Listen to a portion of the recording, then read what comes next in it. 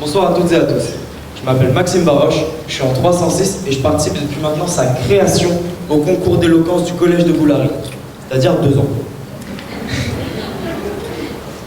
Avant d'annoncer mon sujet, je demande à tous les fumeurs de bien vouloir prendre note et à tous leurs amis, familles, de filmer mon passage et à leur montrer.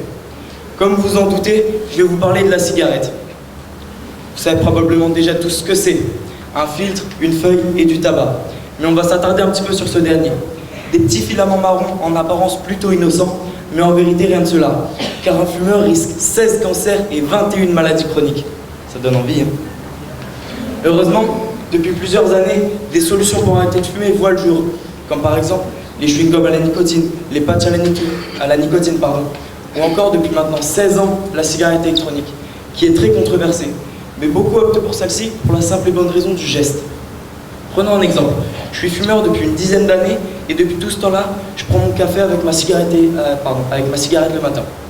Le jour où je vais arrêter de fumer, ça va être ce genre de petites habitudes qui vont me manquer. Car en réalité, l'addiction à la nicotine est l'une des plus simples à arrêter.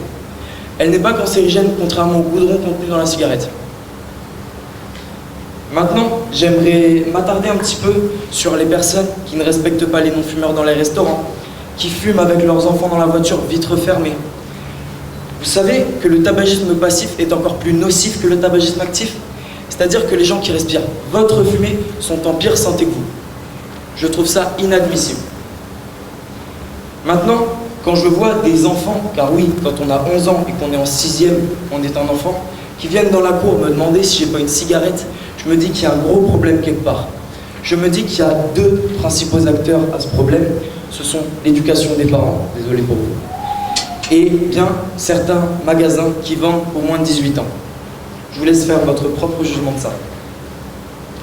Maintenant, on va parler un petit peu du prix. C'est 2000 francs et ça va encore augmenter de 25% prochainement. Actuellement, c'est 2000 francs. Qui voudrait mettre 2000 francs pour se ruiner la santé? En tout cas, je remercie le collège de Boulary qui organise énormément d'actions de prévention anti-tabac, ainsi que tous les autres organismes. Et pour la petite anecdote, la première campagne anti-tabac a été créée par Hitler. Et oui, pendant la Seconde Guerre mondiale, il avait énormément de médecins qui travaillaient pour lui, et lui-même, ancien fumeur, a fait faire des études. Les résultats sont tombés. Mais bon, vu sa réputation à l'époque, personne n'a vraiment pris au sérieux cette information.